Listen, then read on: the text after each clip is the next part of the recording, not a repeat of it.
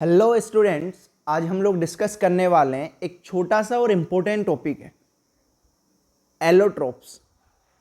Basically आज हम लोग कार्बन के एलोट्रोप्स की बात करने वाले हैं। तो एलोट्रोपी और एलोट्रोपिज्म ये प्रॉपर्टी है किसी भी एलिमेंट की, और जो उसकी फॉर्म्स बनेगी उन फॉर्म्स को हम लोग एलोट्रोप्स बोलते हैं।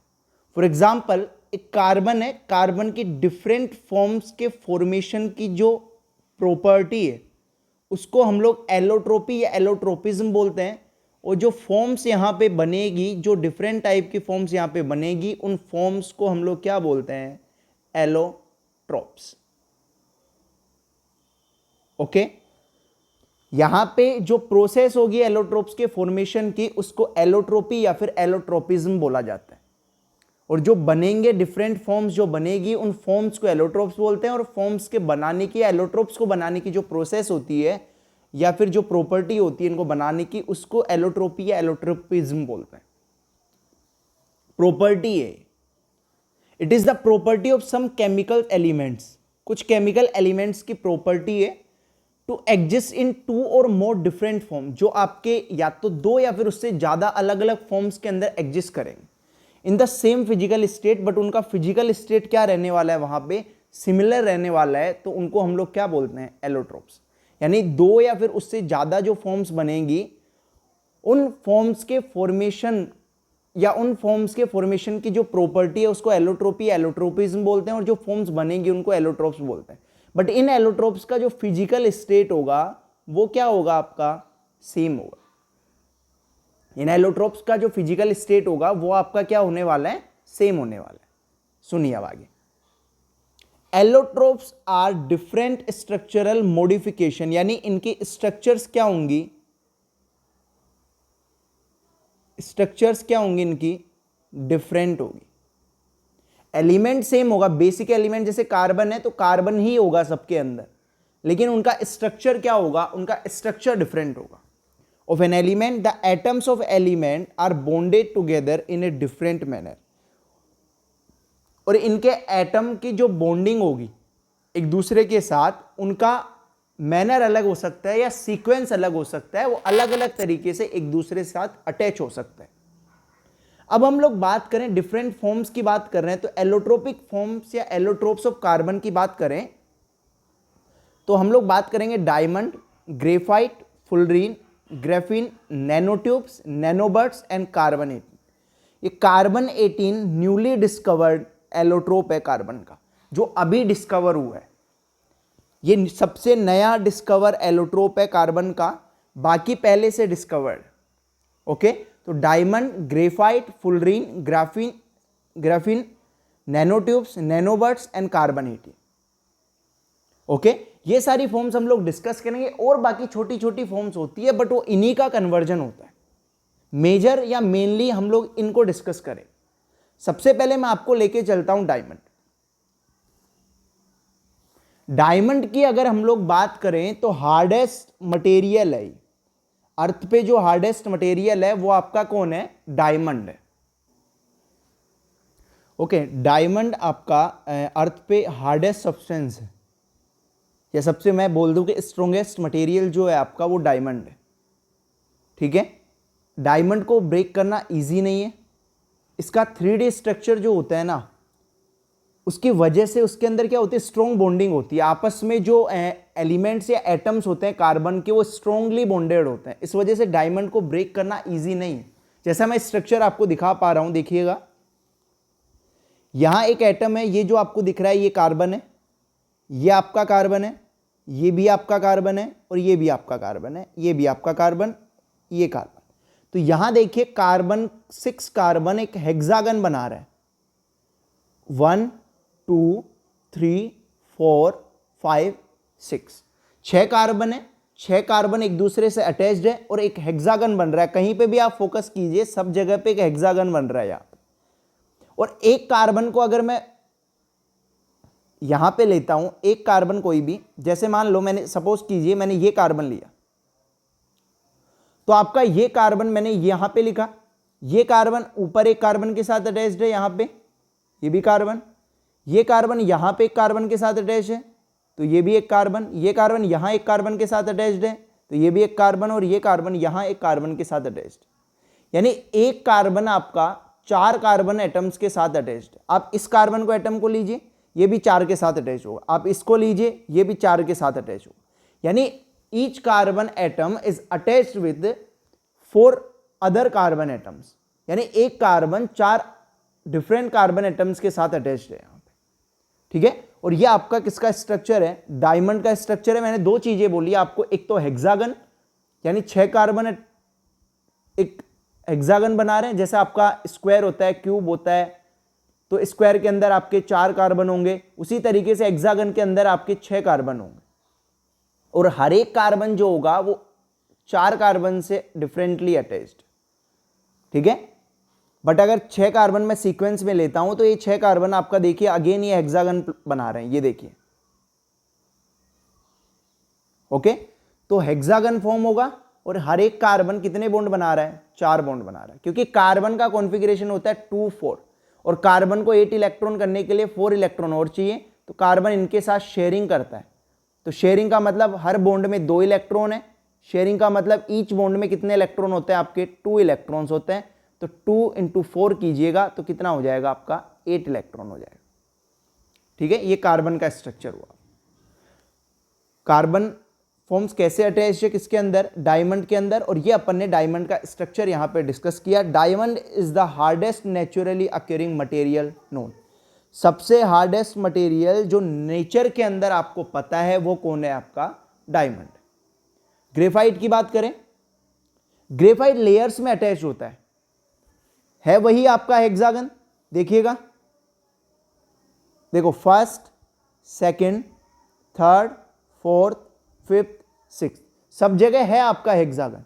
आप चाहे यहां पे नोट कीजिए 1 2 3 4 5 6, चाहे यहां पे नोट कीजिए 1 2 3 4 5 6, सब जगह पे आपका हेक्सागन ही है, लेकिन लेयर्स की फॉर्म में।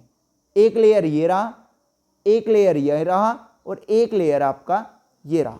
अब ऐसा नहीं है कि सिर्फ 3 ही लेयर होंगे, लेकिन डायग्राम में 3 दिए हुए, ऐसे बहुत सारी लेयर्स के अंदर पूरा हम लोग ये बोल सकते हैं कि बल्क होता है पूरा कार्बन का यहां।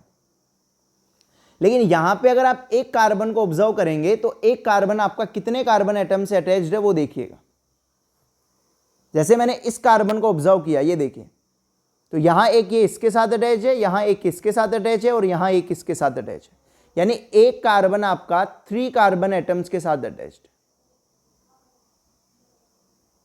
ठीक है। और कार्बन के पास कार्बन का कॉन्फ़िगरेशन 2 और 4 का होता है। यानी 3 इलेक्ट्रॉन ने बॉन्ड बनाया, और इस कार्बन के पास या हर एक कार्बन के पास 1 इलेक्ट्रॉन आपका क्या होगा? फ्री होगा।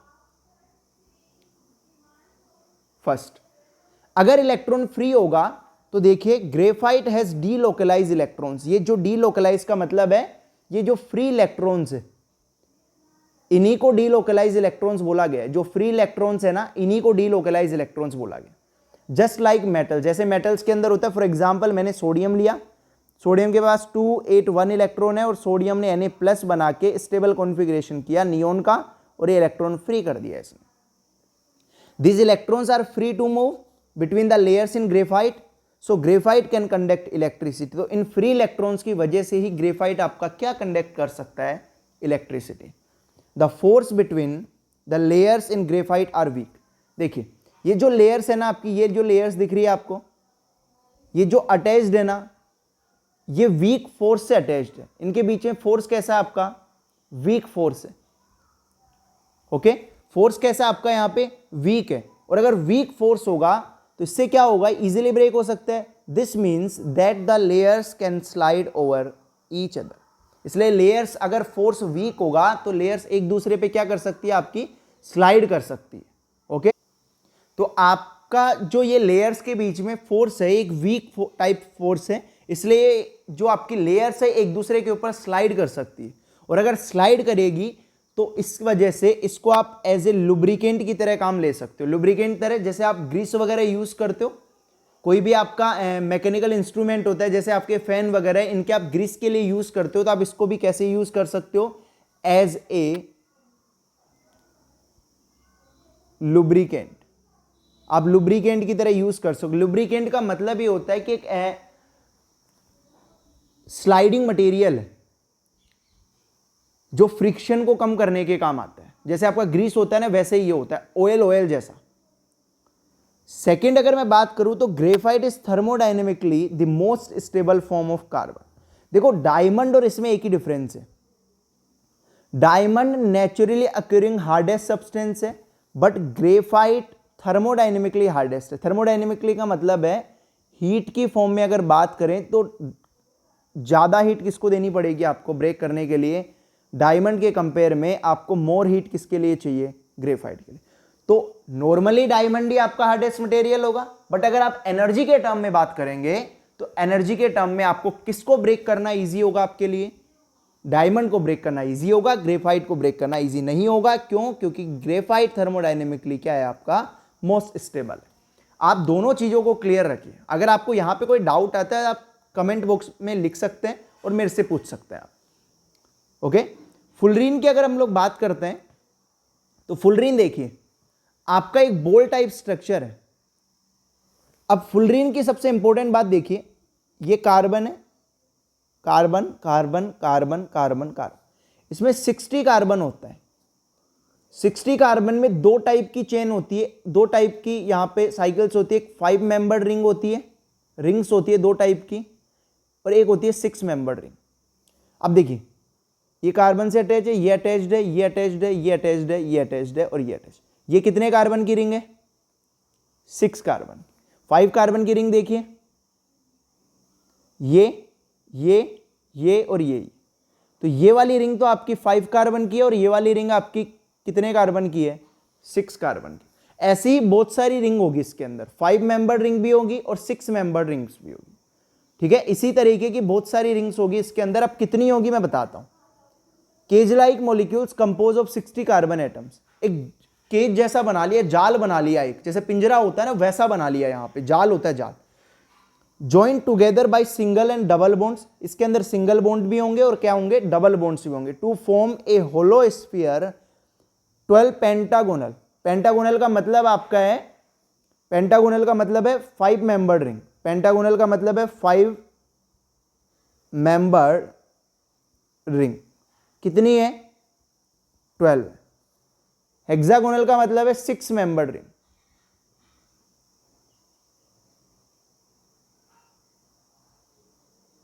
कितनी है टोटल, 20। यानी 6 मेंबर्ड रिंग की अगर मैं बात करूं वो तो आपकी 20 है, और 5 मेंबर्ड रिंग्स कितनी है आपकी, 12। ओके, एक और बात मैं आपको बता दूं, देखिए आपकी एक 6 मेंबर्ड जो रिंग होगी, ठीक है, वो दो 5 मेंबर्ड रिंग से अटैच होगी, लेकिन एक 5 मेंबर्ड रिंग सिर्फ एक 6 मेंबर्ड रिंग से अटैच होगी आपकी। यानी एक 6 मेंबर्ड रिंग तो एक तो 6 मेंबर और 5 मेंबर दोनों से अटैच होगी, तो जो 6 मेंबर वाली है वो दोनों से अटैच होगी, 5 एंड 6 से। बट जो 5 मेंबर वाली है वो सिर्फ किससे अटैच होगी आपकी, 6 मेंबर से अटैच होगी। ठीक है, 6 मेंबर वाली दोनों से अटैच होगी, बट 5 मेंबर वाली सिर्फ किससे अटैच होगी, 6 मेंबर से। यानी 5 किससे अटैच नहीं होगी, 5 से। नेक्स्ट हम लोग बात करें ग्राफीन की, तो ग्राफीन देखिए वही 6 कार्बन एटम्स है,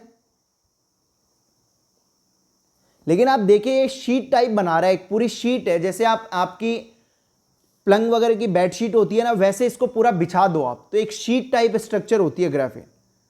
होता है 6 कार्बन रिंग ही है इसके अंदर। Graphene possesses other amazing characteristics, बहुत इंपॉर्टेंट कैरेक्टरिस्टिक होता। It's high electron mobility is 100 time faster than silicon. यानी इलेक्ट्रॉन्स की स्पीड या मोबिलिटी इसके अंदर 100 टाइम्स ज्यादा होती है सिलिकॉन से। हीट 2 टाइम्स बेटर होती है डायमंड से, कंडक्ट कर सकता है हीट को डायमंड से भी 2 times better. It's electrical conductivity is 13 time better than copper. It absorbs only 2.3% of reflecting light. It is impervious so that even the smallest atom, helium, cannot pass through a defect-free monolayer graphene sheet. यानी ऐसा structure होता है कि यहां पे helium का जो छोटा सा एटम होता है वो भी पास नहीं हो सकता अगर डिफेक्ट फ्री मोनोलेयर है। एक शीट होती है पूरी, जैसे बेड शीट होगी वैसे पूरी एक शीट टाइप स्ट्रक्चर होगी आपकी ग्राफीन। और अगर ग्राफीन के स्ट्रक्चर को मैं रोल कर दूं, ग्राफीन के स्ट्रक्चर को अगर मैं रोल कर दूं, रोल करने पे आपके पास क्या बन जाएगा, ये नैनो ट्यूब टाइप स्ट्रक्चर बन जाएगी। यानी एक रोल कर दिया आपने, जैसा आपका क्रीम रोल आता है, आपने ग्राफीन को उठाया और पूरा रोल कर दिया, तो रोल करने पे आपके पास एक नैनो ट्यूब जैसे स्ट्रक्चर बन जाएगी।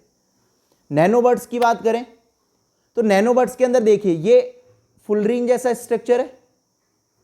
फुलरीन को आप बकमिंस्टर फुलरीन भी बोलते हैं, ठीक है, साइंटिस्ट के नाम पे भी बोलते हैं बकमिंस्टर फुलरीन। एक ये आपकी फुटबॉल की तरह होता है फुलरीन, तो ये आपका फुलरीन हो गया, ये आपकी नैनो ट्यूब जैसा स्ट्रक्चर हो गया। दोनों अगर एक साथ अटैच्ड है तो उसको क्या बोल रहे हो आप, नैनोबर्ड्स। तो देखिए nano technology, carbon nanobud is a material that combines carbon nano tubes and spheroidal fullerenes, यानी फुलरीन्स भी होगी यहां पे और क्या होगी, कार्बन नैनो ट्यूब्स भी होगी, both allotropes of carbon in the same structure forming birds. तो मैंने यही बोला, यह आपका फुलरीन होगा, ये आपकी क्या है, नैनो ट्यूब्स है, ये नैनो ट्यूब्स है और ये क्या है आपकी फुलरीन है। दोनों अगर सेम स्ट्रक्चर के अंदर होंगे तो उसको क्या बोल देंगे हम लोग, nanobuds. Carbon nanobuds were discovered and synthesised in 2006। अभी ज्यादा लेट डिस्कवरी नहीं हुई इसकी, 2006 के अंदर इसकी डिस्कवरी हुई थी। Okay, and last one is carbon 18। Carbon 18 देखो इस स्ट्रक्चर से समझिए, यहां से स्टार्ट करता हूं, 1 2 3 4 5 6 7 8 9 10 11 12 13 14 15 16 17 एंड 18 कार्बन की एक स्ट्रक्चर है जिसके अंदर यहां पे ये ट्रिपल बॉन्ड है। 3 बॉन्ड जो दिख रहे हैं इनको बोला जाता है ट्रिपल बॉन्ड, और एक जो बॉन्ड आपको दिख रहा है उसको बोला जाता है सिंगल बॉन्ड।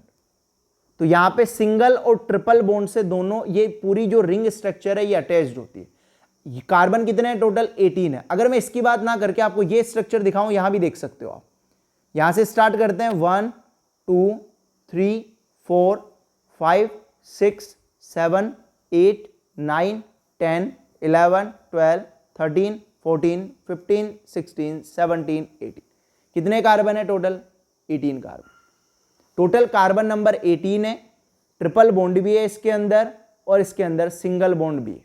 तो सिंगल और ट्रिपल बॉन्ड दोनों से अटैच्ड स्ट्रक्चर है, ठीक है। और अगर इसकी डिस्कवरी की हम लोग बात करते हैं, और हम लोग अगर इसकी डिस्कवरी की बात करते हैं तो ये भी लेटेस्ट डिस्कवरी है, 2019 के अराउंड इसकी डिस्कवरी हुई थी आपकी।